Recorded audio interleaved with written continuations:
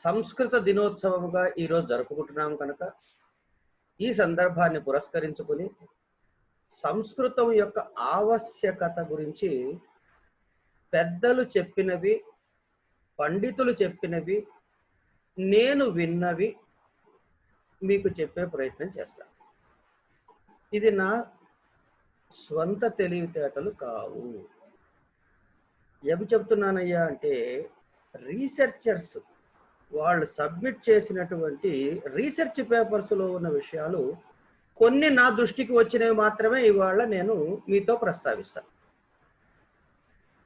అంటే ఇక్కడ అవసరం ఏంటండి అంటే సంస్కృత దినోత్సవం సందర్భంగా మాత్రమే మాట్లాడుకుంటున్నామని నా ఉద్దేశం కాదు.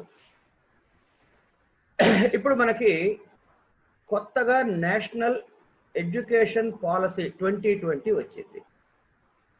ఇందులో ఒకానొక అంశము సంస్కృతము నేర్పించాలి, ఒక లాంగ్వేజ్గా ఇంట్రడ్యూస్ చేయాలి అని అందులో ఉందని విన్నా. ఉన్నదిలేండి. అంటే ఏంటన్నమాట, ప్రతి విద్యార్థి ఇప్పుడు సంస్కృతం నేర్చుకోవాలి. సంస్కృతం నేర్చుకోవాలంటే పిల్లలు నేర్చుకుంటారు ఎట్లాగో, తల్లిదండ్రులు ఈ సంస్కృతం అవసరమా ఇప్పుడు, మా వాళ్ళకి అప్పటికే చదువులు ఎక్కువైపోయినాయి, పుస్తకాలు మొయ్యలేకపోతున్నారు, ఇంకో పుస్తకమా, ఒక ప్రశ్న. ఇలాంటి అనేక ప్రశ్నలు మనకి పుడతాయి. ఇక స్కూల్ వైపు నుంచి ఆలోచిస్తే మేము ఇప్పుడు సంస్కృత టీచర్లను ఎక్కడి నుంచి తేవాలి, వీళ్ళకి ఎప్పుడు నేర్పించాలి, ఉన్న కరికులం చెప్పుకోవడానికే మాకు టైం సరిపోవటం లేదు, ఇంకొక భాష నేర్పించడం అవసరమా, ఒక ప్రశ్న.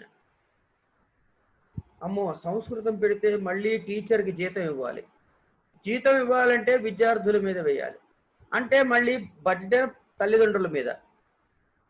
ఇది ఒక కోణం. ఇలా అనేకమైన కోణాలు.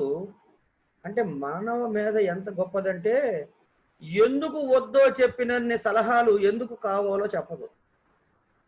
ఏదైనా మంచి పని చేయాలంటే ఎందుకు చేయకూడదో ముందు మన బుర్ర మనకి చెబుతుంది 100. కానీ ఇక్కడ ఇది ఒక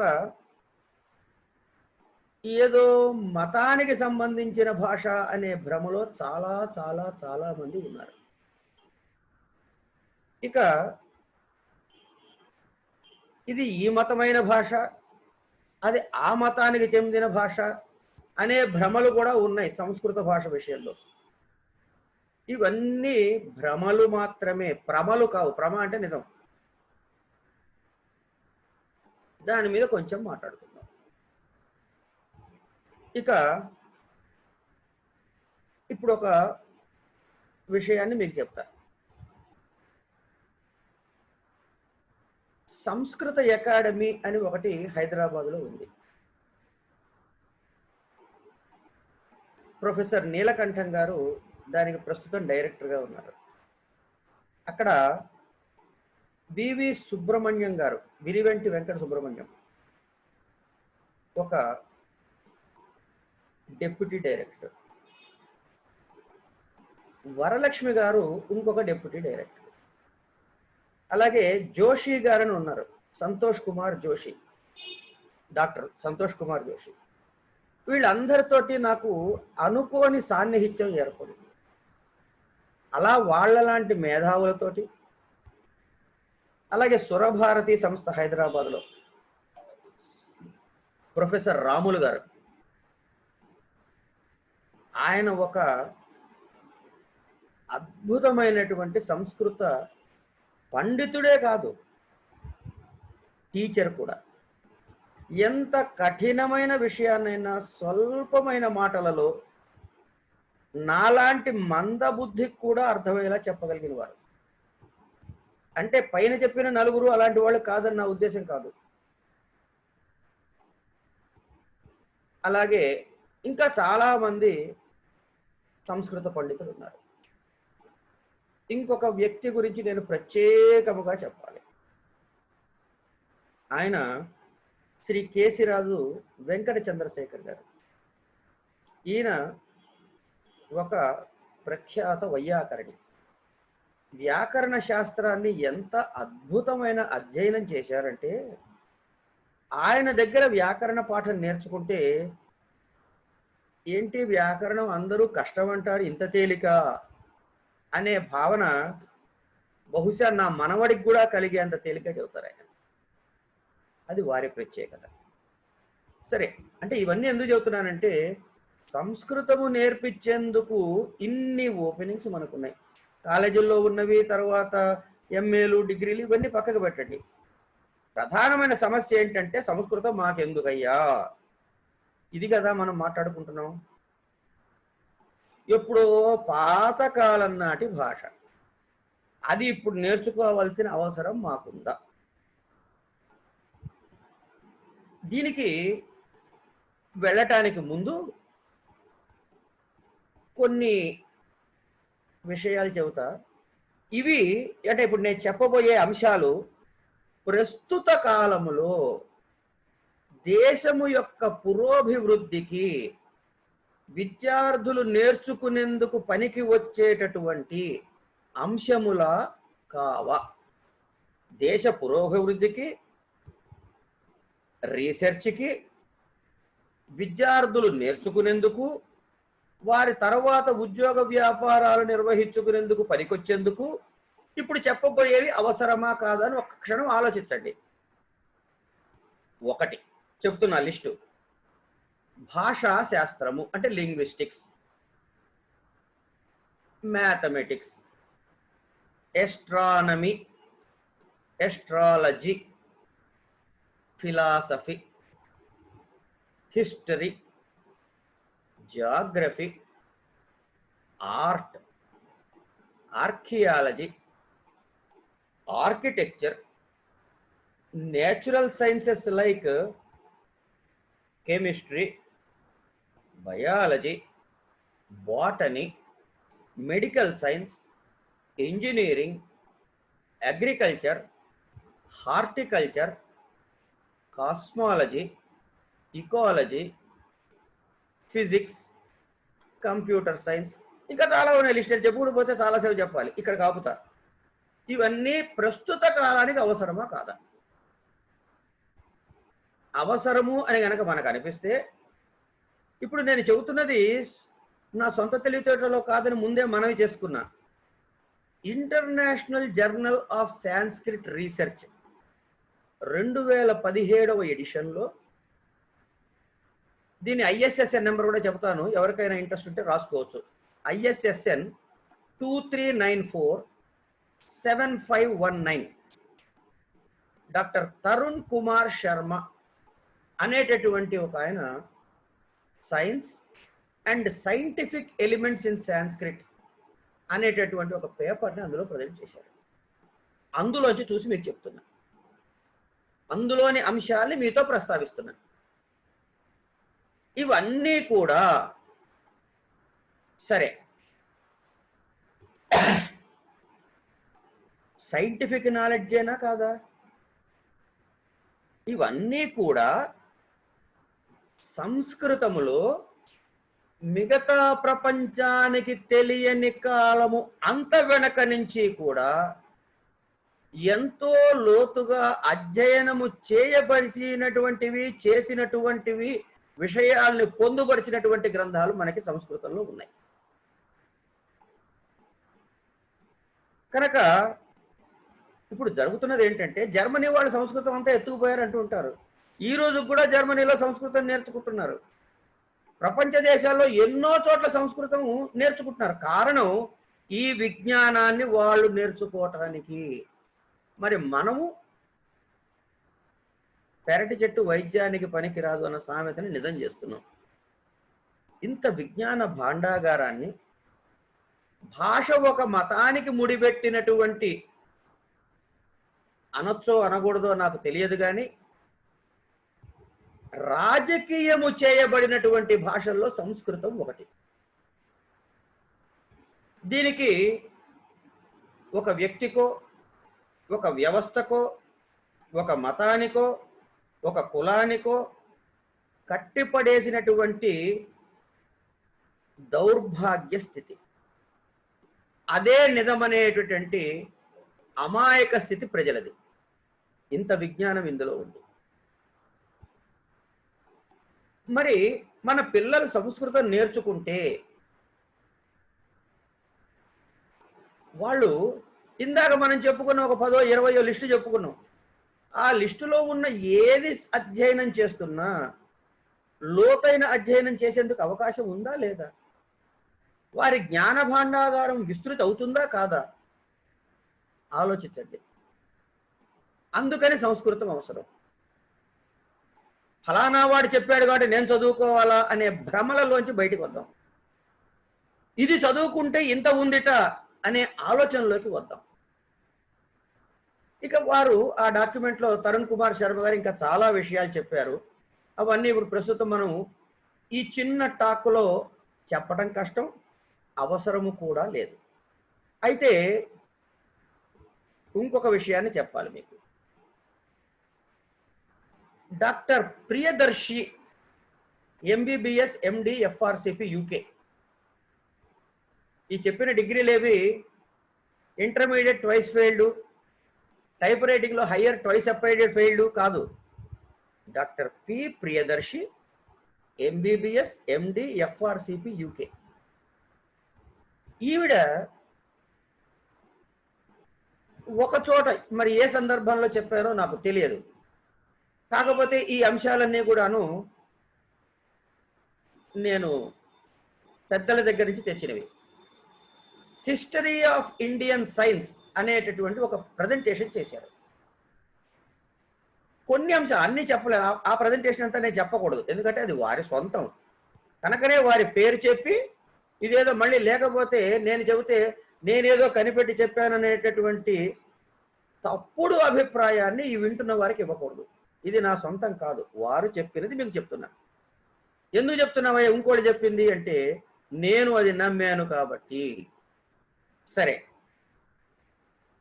ఏం చెప్పారయ్యా? ఆవిడ రకరకాల పుస్తకాలు రాశారు. Zero is not the only story అని, ఇండియాస్ కంట్రిబ్యూషన్ టు వెస్ట్ అనే పుస్తకము, ఇట్లా చాలా రాశారు. ఇక సనాతన భారతములోని సైంటిస్టులు చేసినటువంటి అంశాలు చెబుతూ వెలాసిటీ ఆఫ్ లైట్ అన్నది 3 లక్షల కిలోమీటర్లు అనే ఒక అంశాన్ని ఎవరు చెప్పారట? సాయన భాష్యంలో, ఋగ్వేదములో సాయన భాష్యంలో 1:54 లో చెప్పబడింది అని ఎవరు కోట్ చేశారయ్యా? జీవి రాఘవరావు గారు, డాక్టర్ హెచ్సి వర్మ గారు, పి ప్రియదర్శిని గారు, వీళ్ళందరూ కోట్ చేశారు. అంటే ఒక ఉదాహరణ చెబుతున్నా. మరి ఋగ్వేదం ఏ కాలం నాటిది? అందరూ చెబుతున్నారనేది అది అబద్ధమైనా, అంతకన్నా పురాతనమైనదైనా, వాళ్ళు చెప్పిన మాటే పట్టుకున్న 5000 సంవత్సరాల క్రితంది. 5000 సంవత్సరాల క్రితము ఋగ్వేదమైన సాయన భాష్యములో వెలాసిటీ ఆఫ్ లైట్ గురించి 3 లక్షల నిర్ణయం చేసి చెప్పబడింది. మరి ఇది సామాన్యమైన విషయమా? పక్కకి పెట్టండి. ఈ ప్రపంచం ఎలా ఉత్పన్నమైందయ్యా? ఇదొక ప్రశ్న. రకరకాల సిద్ధాంతాలు పెద్దలు చెప్పారు. అందులో సైంటిస్టులు చెబుతున్నటువంటి ప్రస్తుతంలో ఉన్నటువంటి థియరీ ఏమిటి? Big bang theory. ఎవరు చెప్పారండి ఈ థియరీ? ఆయన ఎవడో విదేశీయుడు చెప్పారండి. ఇప్పుడు ఒక విషయాన్ని ఈ ప్రియదర్శిని గారు చెప్పింది వీటి చెప్తున్నా. నాసదీయ సూత్రము అని ఋగ్వేదంలో ఉంది. 10వ మండలంలో 129వ సూక్తం. 10వ మండలంలో 129వ సూక్తం నాసదీయ సూత్రం. ఇందులో ఏం చెబుతున్నారు అంటే ఇందులో చెప్పినటువంటి వివరాలను తీసి బిగ్ బ్యాంగ్ థియరీలో చెప్పినటువంటివి రెండు ఒకటే అని నిర్ణయం చేసుకున్నారు. ఇలా ఇది ఇంకొక ఉదాహరణ. ఇక హీలియోసెంట్రిక్ సోలార్ సిస్టమ్ అనేది గ్రీకులు కనిపెట్టారు. తర్వాత ఈ ఇదంతా స్పియర్ 360 భాగాలుగా ఉందని, 12 జోడియాక్ సైన్స్ అంటే మన రాసులు అంటామే, మేషం, వృషభం, మిథునం, కర్కాటకం, సింహం, కన్యా, తుల, అలా ఇవన్నీ కూడాను ఉన్నాయని చెప్పి వాళ్ళు చెప్పారంటారు. కానీ అది చెప్పబడింది భారతీయంలోనే. ఎక్కడ చెప్పారయ్యా? దీర్ఘతమ సూక్తము ఋగ్వేదంలో 1వ మండలంలో 164వ సూక్తములో 48వ మంత్రంలో చెప్పారని వారు చెబుతున్నారు. ఒక సిద్ధాంతపరమైన ప్రదర్శన చేస్తూ చేసిన ప్రాజెక్టు కాబట్టి సాధికారంగానే వారు తీసుకుని ఉంటారనే నమ్మకంతో తీసుకుంటారు, తప్పదు కదా. నేను అవే మీకు మనవి చేస్తున్నాను. అందులో ఏం చెప్పారట? 12 spokes, 1 wheel, 3 navels, ఇట్లా చెప్పుకొచ్చారట. అంటే ఏమిటి? 360 శంఖాల లాంటివి ఉంటాయి అని చెప్పారట. ఇలా రకరకాల విషయాలు చెప్పారు. 3 యాక్సెసెస్, 3 ఉన్నాయి అన్నారు. ఏమిటవి? డయూరియనల్, యాన్యువల్ అండ్ ప్రెసిషన్. ఇలా ప్రతి అంశాన్ని అందులో వివరముగా ఈ యొక్క భచక్రం గురించి చెప్పబడి ఉన్నది.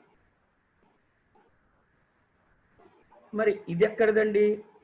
ఋగ్వేదం నుంచి తీసుకున్నారు. ఇప్పుడు ఋగ్వేదం ఎవరి సొంతం? ఒక కులానిదా, ఒక మతానిదా, లేకపోతే యావత్ ప్రపంచానిదా? మనం గమనించాల్సిన విషయం ఇది. అలాగే సూర్యుడు అన్నిటికన్నా మధ్యలో హీలియోసెంట్రిక్ సోలార్ సిస్టమ్ అంటామే అని ఛాందోగ్యోపనిషత్తులు కూడా చెప్పబడి ఉంది. అంటే ఇంత విజ్ఞానం మన మధ్యలో ఉంది. అయితే ఇది మనం ఎందుకు వదులుకుంటున్నాము అంటే కొన్ని పొరపాట్ల వల్ల.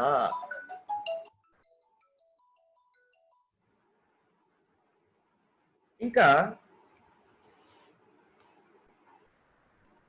మనకు ఒక సూత్రం తెలుసండి. 10వ క్లాసులోకి వెళ్ళిన ప్రతి పిల్లవాడికి చెబుతారు లెక్కల్లో. బహుశా 7, 8 క్లాసుల్లో చెప్తారేమో, నాకు తెలియదు. ఏమిటది? ఈయన రైట్ యాంగిల్ ట్రయాంగిల్ అని చెబుతారు కదా, పైథాగరస్ థీరం అని. అది చదువుకోని లెక్కల స్టూడెంట్ ఎవరైనా ఉన్నారా? ఈ పైథాగరస్ ఎప్పటి వాడు? 6th century ఆ ప్రాంతం గ్రీకు దేశీయుడు. కానీ బోధాయన సులభ సూత్రాలు అని ఉన్నాయి. అట్లాగే కాత్యాయన కల్ప సూత్రాలు అని కూడా అంటారు. ఇందులో ఈ పైథాగరస్ థీరం చెప్పబడి ఉంది. రెండు ఒకటే. మరి పైథాగరస్ కనుక్కున్నాడని ఆయన కించపరచడం గురించి కాదు. కాకపోతే ఆయన భారతదేశానికి వచ్చాడని 6th century BCEలో ఇక్కడ భారతీయమైనటువంటి గణిత శాస్త్రం నేర్చుకున్నాడని వాళ్ళు ప్రచారం చెయ్యట్లేదు. మరి అంటే ఏ విషయాలైతే కొత్తగా కనుక్కున్నామని చెప్పబడుతున్నాయో అట్లాంటి విషయాలు ఎన్నో ఎన్నో ఎన్నో ఉన్నాయి. మనకి AD BCలే తెలుసు. BCE అనే ఒక కాలమానం 6th century BCE అంటారు. అప్పటి నుంచి ఇప్పటి వరకు ఇంకా నిలబడినటువంటి ఒక ఫిజిక్స్ టెక్స్ట్ బుక్ ఉంది. దాని పేరు కణాదుడి వైశేషిక సూత్రాలు. ఇందులో చర్చించని విషయాలు లేవు. అంటే ఈ కణాద వైశేషిక సూత్రాల్లో ఏమేమి అంశాలు స్పృశించాడండి అంటే పెద్దలు చెప్తారు. Mechanics, hydraulics, electricity, heat, light, magnet, quantum, atom, space, physical chemistry, ఇలా స్పృశించని విషయాలు లేదు. అంతేకాదు ఇప్పుడు సైన్స్లో చెబుతున్నటువంటి యాంటీ మ్యాటర్ అంటున్నారే, ఆయన అప్పుడే చెప్పాడు అభావ పదార్థము అని. అంటే ఇప్పుడు ఏదైతే యాంటీ మ్యాటర్ అనే ఒక మాటని సైంటిస్టులు ప్రచారంలో వినియోగిస్తున్నారో అది అప్పుడే అభావ పదార్థం అని కణాదుడు చెప్పాడు. ఇది ఇంకొక ఉదాహరణ. ఇలా చెప్పుకుంటూ పోతే చాలా ఉన్నాయి. ఇక మ్యాగ్నెటిక్ కంపాస్కి వస్తే 9th centuryలో చెప్పబడింది. భ్రామకస్య లౌహ భ్రమణేన అనే ఒక మాటని జగద్గురువులు ఆదిశంకరులు వారు వారి యొక్క గ్రంథాల్లో వాడారు. ఎక్కడ?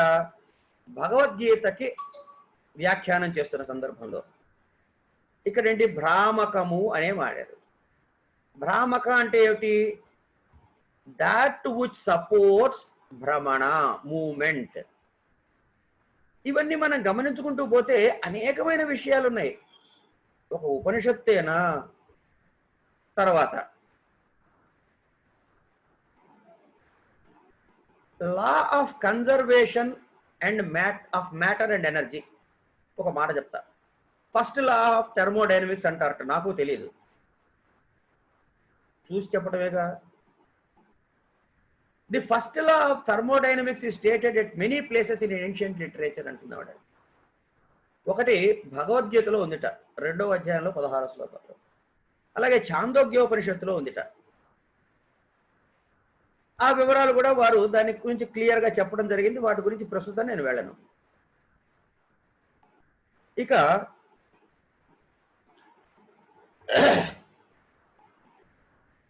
గ్రావిటీ, కొలిజన్, ఎలాస్టిసిటీ వీటన్నిటి కూడాను వైశేషిక సూత్రాల్లో చెప్పబడ్డాయని వారు చెప్పుకొచ్చారు. అంటే ఇవన్నీ ఎందుకు చెబుతున్నారంటే ఇంత విశేషమైన అంశాలు చెప్పబడ్డాయి. ఇక పొలిటికల్ సైన్స్లోకి వెళ్తే అర్థశాస్త్రం కౌటిల్యుడి,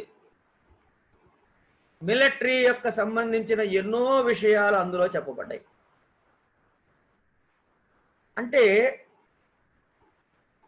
మనకి తెలిసే విషయం ఏమిటి అని చూస్తే ఎంతో విజ్ఞాన భాండాగారాన్ని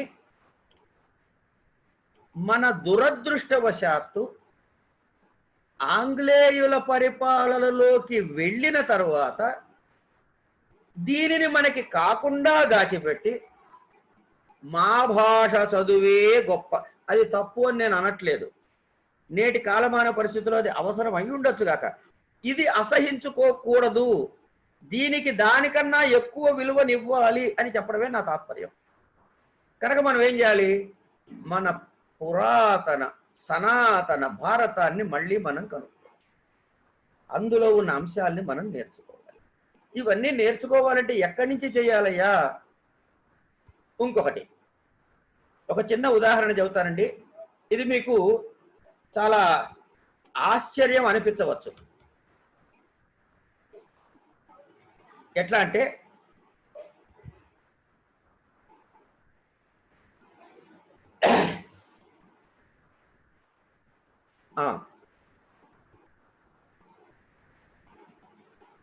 పోయింది, ఏం చెప్దాం అనుకున్నా పోయింది, మళ్ళీ వస్తే చెప్తా. బైనరీ సిస్టమ్ కంప్యూటర్స్లో వాడతాం. దీని గురించి వచ్చిన మాట చెప్పుకుందాం. ఛందశాస్త్రం ఒకటి ఉంది, అందులో 26 ప్రధానమైన ఛందస్సులు ఉన్నాయని, ఉక్త, ఉష్ణిక్కు, జగతి, అనుష్టుప్పు, ఇట్లా రకరకాల పేర్లు వాడి జోలికి పోతుంది మనకు. ఒక్కొక్క ఛందస్సులో ఎన్ని ఉంటాయ్యా అంటే ఇప్పుడు చెప్పినవన్నీ ఉండే అక్షరాలని బట్టి చెప్తారు. 3 అక్షరాలు ఉందనుకో, 3 అక్షరాలు ఉన్నటువంటి ఛందస్సు ఉంటే ఎన్ని వృత్తాలు అందులో రాయొచ్చు అంటే దానికి ఒక పద్ధతి చెప్పారు. గురువు లఘు, గురువు లఘు, గురువు లఘు అని మార్చుకుంటూ చేస్తే 8 రకాలు వస్తాయిలేండి. ఏం చేస్తున్నాము? 1 and 0 1 and 0నే వాడుతున్నాం అక్కడ. అలా చేయడానికి అప్పుడే వినియోగించారు. దానివల్ల multiplying it by using the very same thing. ఇక మీరు అత్యాశ్చర్యకరమైన విషయాన్ని ఇంకొకటి చెబుతా. ప్రపంచ దేశాల్లో ఒక భాషని శాస్త్రీయమైన అధ్యయనము చెయ్యాలి, ఈ భాష యొక్క ఉత్పత్తి ఎలా జరిగింది అంటే స్టడీ ఆఫ్ ఎ లాంగ్వేజ్, భాషా శాస్త్రము. ఇది ఎప్పుడు మొదలైంది? అసలు ఇలా చెయ్యవచ్చు అన్న ఆలోచన ఎప్పుడు వచ్చింది? అలా వచ్చిన దానికి ఆధారం ఏమిటి అంటే, మీరు నమ్మినా నమ్మకపోయినా, మనం నమ్మినా నమ్మకపోయినా శాస్త్రకారులు ఒప్పుకున్నారు. ఈ హిస్టరీ ఆఫ్ సాంస్క్రిట్ చదివితే మీకు అందులో ఇది ఖచ్చితంగా తెలుస్తుంది.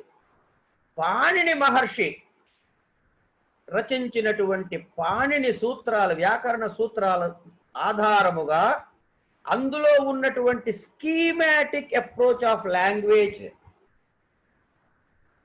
దాని ఆధారంగా ఇంత శాస్త్రీయంగా భాషను మనం అధ్యయనం చేయొచ్చా అని అప్పుడు మొదలైంది అధ్యయనం. పాణిని ఎవరండి? ఏ భాషలో చెప్పారండి వ్యాకరణం? సంస్కృతంలో. అయిన తర్వాత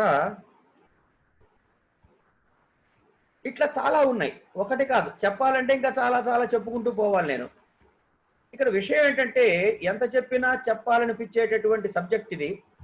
ఎంత చెప్పకపోయినా మనమంతట మనం తెలుసుకోవాల్సిన సబ్జెక్ట్ కూడా ఇది. కనుక మనం ఏం చెయ్యాలి అంటే భాష గురించి ఇందాక చెబుతూ మర్చిపోయిన విషయం చెబుతా. ఏంటంటే జ్యోతిష్ శాస్త్రంలో జాతకాలు వేసినప్పుడు, పరిశీలిస్తున్నప్పుడు ఒక క్లాసిఫికేషన్, జాతక చక్రం క్లాసిఫికేషన్ ఉంటుంది రకరకాలు. అందులో ఒకటి ద్రేక్కాణము అంటారు. ఇది పెద్ద తెలియాల్సిన అవసరం లేదు, వినేసి మర్చిపోండి, కాన్సెప్ట్ చెప్తున్నా వినండి. ద్రేక్కాణము అంటే 30 డిగ్రీలు ఉన్నటువంటి ఒక ఇంటిని, అంటే ఒక మేషరాశిలో ఒక వృషభ రాశిలో అట్లా రాసుకుని 3 భాగాలు చేస్తారు. 10 డిగ్రీలు 10 డిగ్రీలు 10 డిగ్రీలు. ఈ ఒక్కొక్క 10 డిగ్రీల భాగానికి ఒక్కొక్క పేరు పెట్టారు. అంటే మొత్తం 12 రాసులు, 12 3 36 ద్రేక్కాణాలు వస్తాయి. ఇందులో 22వ ద్రేక్కాణం ఒకటి ఉంది. 22 గుర్తు పెట్టుకోండి. ఈ 22 గురించి నేను చెప్పబోయే అంశము సంగీతం నేర్చుకున్న వాళ్ళకి గుర్తు తెలుస్తుందిలేండి. ఈ 22వ ద్రేక్కాణానికి గ్రంథాల్లో ఏం పేరు పెడతారంటే ఖరద్రేక్కాణము అంటారు. ఏమంటారు? ఖరద్రేక్కాణము. ఇది ఆపండి ఇక్కడికి. ఈ ద్రేక్కాణం గురించి చదువుదామని చెప్పి నేను నెట్లో కొన్ని మెటీరియల్ వెరిఫై చేస్తున్నాను. నాకు ఒక ఇంగ్లీష్ ఆధార్ రాసింది దొరికింది. పాపం బాగా రాశాడని, తప్పు రాశాడని నేను అనట్లే. దిస్ ద్రేక్కాణ ఈస్ కాల్డ్ ఖరద్రేక్కాణ ఇన్ హిందూ ఎస్ట్రాలజికల్ టెక్స్ట్. ఖర మీన్స్ డాంకీ. తప్పేం లేదని కరెక్ట్గా చెప్పాడు. గాడిదని ఖరము అంటాం కదండి అని కంటిన్యూ చేశాడు. అంటే ఈ ఉదాహరణ ఎందుకు చెబుతున్నా అంటే, సంస్కృతములో ఉన్న దానిని ఇంగ్లీష్లోకి అనువదించిన ఒక పండితుడు ఇక్కడ ఖరద్రేక్కాణము అని ఉన్నట్టు దానికి గాడిద యొక్క పేరు పెట్టాడు. అదే ఉద్దేశం గ్రంథంలో అంటే కాదు. కారణం ఏంటి?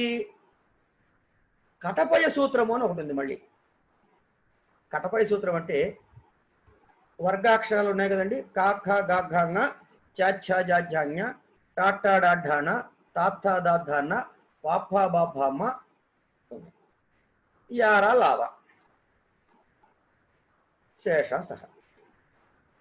ఈ కకారం నుంచి మొదలెట్టి లెక్క పెట్టండి. క క గ ఘ ङ చ ఛ జ ఝ ఞ 10.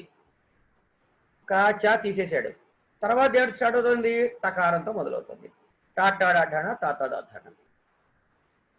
3 2 4 అయిపోయినాయి. 5 ఏంటి? పాతో స్టార్ట్ అవుతుంది. పాపా బాబా. వీటికి ఏం చేశారు? నెంబర్స్ అసైన్ చేశారు. క అంటే 1, ఖ అంటే 2. అయిపోయింది కదా. కా నుంచి ప్రారంభం చేసి మళ్ళీ చివరి వరకు 0 వరకు వస్తాడు. మళ్ళీ ఇక్కడ మొదలెట్టి మళ్ళీ 9 వరకు వస్తాడు. ఇక్కడ మొదలెట్టి మళ్ళీ 9 వరకు వస్తారు. ఇంకోటి ఏంటి? కా టా ప య. యకారంతో మొదలెట్టి మళ్ళీ 1 నుంచి మొదలెట్టాలి. యా రా అంటే 2కి ఎంత నెంబర్ వస్తుంది? 2 వస్తుంది. ఇప్పుడు చూడండి, ఖాకి 2, రాకి 2. అంటే ఏం రాశాడు? 2 2 పక్కన పెట్టి రాయటానికి ఖరా అన్నాడు. ఖరహర ప్రియ రాగం విన్నారు కదా, సంగీత విద్వాంసులు వింటారు కదా. అందులో ఖరహర్పిడి కూడా 22వ మేళకర్త రాగం అని పెద్దలు చెప్పారు. నాకు తెలియదు, సంగీతం రాదు నాకు. అంటే ఖర శబ్దాన్ని ఎట్లా వాడారు? ఇక్కడ ఖా వాడచ్చు, లేదు టాఠాలో ఠా కూడా వాడచ్చు, లేకపోతే పకారంతో ఫా కూడా వాడచ్చు, ఏదైనా వాడచ్చు. అంటే అక్కడ పనికొచ్చే శబ్దాన్ని ఒక ఒక పదాన్ని ఏర్పాటు చేస్తున్నారు. దేనిని సూచించడానికి? ఒక సంఖ్యను సూచించడానికి. ఇతనేం అర్థం చేసుకున్నాడు? ఖర అంటే గాడిద అన్నాడు. అంటే మూల గ్రంథములో ఉన్న భావాన్ని అనువాద గ్రంథములో సరిగ్గా అర్థం కాలేదు. విషయం అదే అయ్యుండొచ్చు గాక. ఇప్పుడు చెప్పండి, సంస్కృతంలో ఉన్న విజ్ఞానాన్ని నేర్చుకోవడానికి మనం ఇంగ్లీష్లో ఉన్న ట్రాన్స్లేషన్స్ మనకి సరిపోతాయా? మూల భాషలో నేర్చుకుంటే ఇంకొంచెం విశదంగా అర్థమవుతుందా? ఇది మరొక కారణం సంస్కృతం నేర్చుకోవటానికి.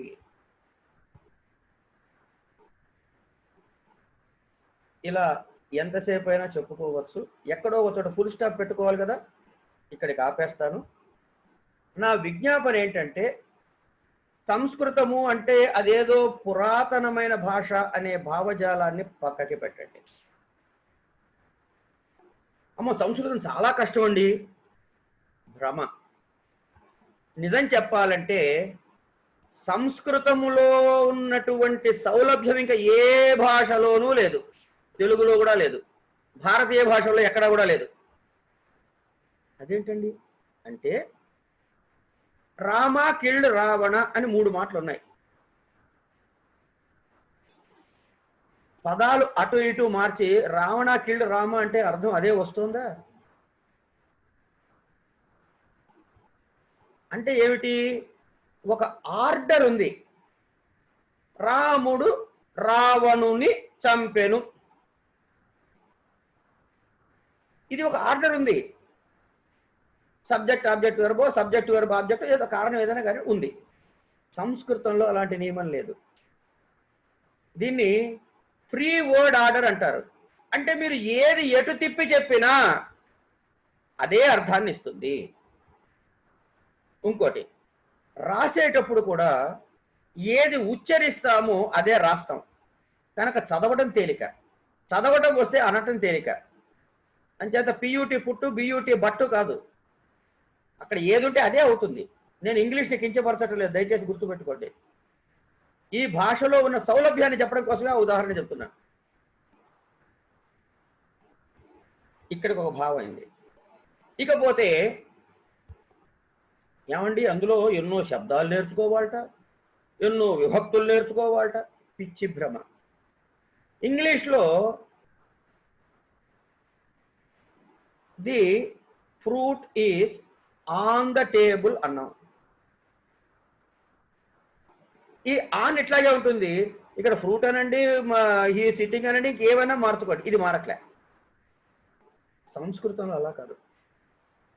ఇవి రెండు కలిసిపోయి ఉంటాయి విభక్తుల్లో. అంటే ఇన్ఫ్లిక్షనల్ లాంగ్వేజ్ అంటారు దాన్ని.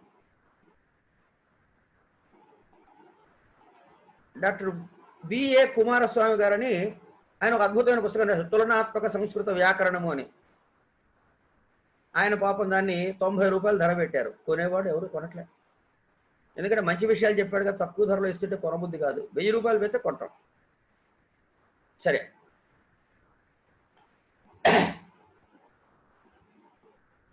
ఇప్పుడు ప్రస్తుతం ఎంతో మంది సంస్కృతాన్ని ప్రచారం చేయడానికి కంకణం కట్టుకుని ఉన్నారు. మీ పరిసర ప్రాంతంలో ఉన్న వాళ్ళని వెతికి పట్టుకోండి. ఇందులో సంస్కృత భారతీయ సంస్థ చేస్తున్నటువంటి కృషి ఏదైతే ఉందో, విస్తారం. సంస్కృతం చాలా కష్టము అనేది మనం మొదలెట్టాం. ఏం కష్టం? సంస్కృత భాషని 3 స్థాయిల్లో చూడాలి మనం. ఎన్ని స్థాయిల్లో? 3 స్థాయిల్లో చూడాలి. ఒకటి వ్యావహారిక సంస్కృతం. ఈ ఊళ్ళో పనిచేస్తున్న వాడు బొంబాయికో ఢిల్లీకో కలకత్తాకో బదిలీ అయి వెళ్తే అక్కడ ఉన్నప్పుడు అక్కడ నేర్చుకునేటటువంటి బెంగాలీనో మరాఠీనో ఇంకోటేదో పంజాబీనో ఎంత కష్టమో, సంస్కృతం నేర్చుకోవడము కూడా, వ్యావహారిక సంస్కృతం నేర్చుకోవడం కూడా అంతే కష్టము. లేదా అది తేలికంటే ఇంతే తేలిక ఇది కూడా. అంటే ఏమిటి? ఆ వాతావరణంలో బతుకుతే సంస్కృతం వద్దన్నా వస్తుంది. ఏ సంస్కృతము? వ్యావహారిక సంస్కృతం. రెండో స్థాయి ఉంది. ఇది కావ్య స్థాయి, అంటే సాహిత్యం స్థాయి. ఒక కాళిదాసు కావ్యాన్నో, లేకపోతే ఒక కాదంబరినో, ఇంకేవైనా గ్రంథాలు చదవాలనుకుంటే ఈ భాష కన్నా కొంచెం పై స్థాయి భాష ఉంటుంది. ఏమంటే తెలుగు మనం ఇంట్లో మాట్లాడే భాషకి, ఆముక్తమాల్యదలోనో మనుచరిత్రలోనో రాసిన భాషకి ఒకటేనా?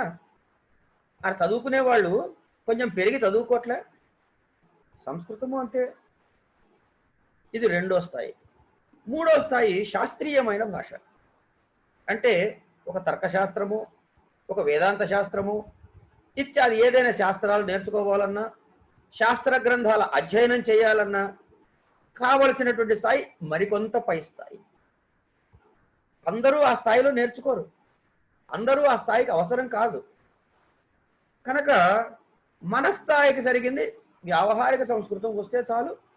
అదృష్టం బాగుంటే కావ్య స్థాయి వరకు వెళ్తే, సాహిత్య స్థాయి వరకు వెళ్తే చాలు. ఎవరైనా అదృష్టవంతులు కావాలంటే ఇంకొంచెం ముందుకు వెళ్తారు, తప్పేం లేదు.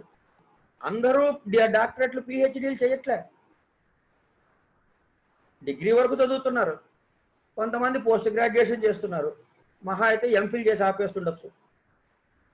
ఇప్పుడు రేపు వచ్చే దానిలో ఎంఫిల్ తీసేశారని విన్నాను, అది నాకు ఇంకా చూడలేదు ఆ డాక్యుమెంట్ సరిగ్గా.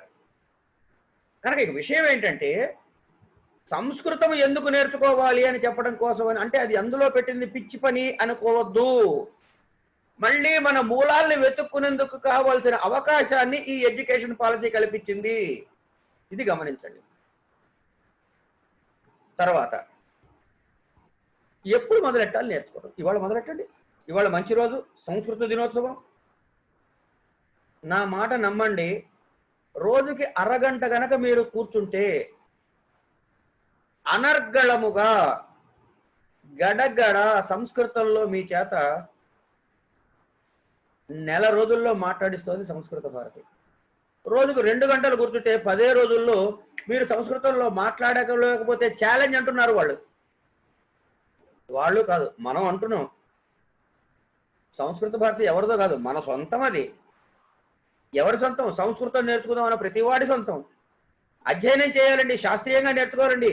అకాడమీలు ఉన్నాయి, యూనివర్సిటీలు ఉన్నాయి, ప్రొఫెసర్లు ఉన్నారు, పెద్ద పెద్ద వాళ్ళు ఉన్నారు చెప్పడానికి. ఉచితముగా, మళ్ళీ డబ్బులు తీసుకోరు దానికి. ఓ డబ్బులు తీసుకోరా అంటే ఇది పనికిరాందన్నమాట. వాళ్ళకి ఏం పని లేదు, మమ్మల్ని పట్టుకు వెతుక్కుంటారు. ఇలాంటి భ్రమల్లోకి వెళ్ళకండి.